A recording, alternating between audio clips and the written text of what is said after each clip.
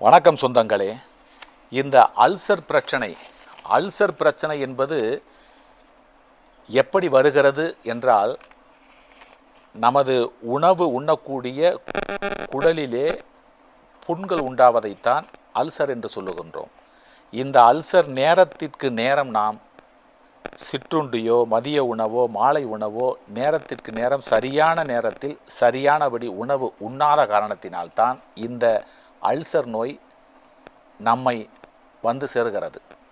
ஆக இந்த அல்சர் நோய் வராமல் இருக்க வேண்டுமானால் நேரத்திற்கு நேரம் உணவை உண்ண தெரிந்து கொள்ளுங்கள்.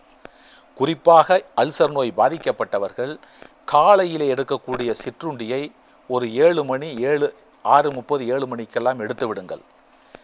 வீட்டிலே உணவு சமைப்பதற்கு காலதாமதமாகலாம், இருந்தாலும் மாலையிலே செய்த அந்த பழைய சாதத்தை எடுத்து தண்ணீர் ஊற்றி வைத்து காலையிலே எழுந்ததுமே சாப்பிட கற்றுக்கொள்ளுங்கள். அந்த பழைய சாதம் அல்சரிலிருந்து நம்மை காப்பாற்றுகிறது.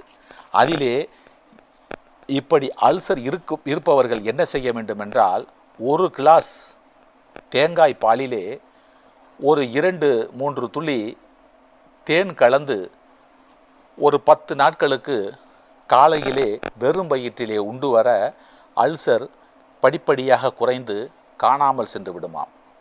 அதாவது ஒரு கிளாஸ் தேங்காய் பாலிலே ஒரு 3-4 சொட்டு தேன் கலந்து காலை அதிகாலையிலே பெரும் வயிற்றிலே உண்டு வர இந்த அல்சர் நோய் படிப்படியாக குறைந்து காணாமல் சென்று விடுமாம். பின்பற்றி பயனடையுங்கள். நன்றி, வணக்கம்.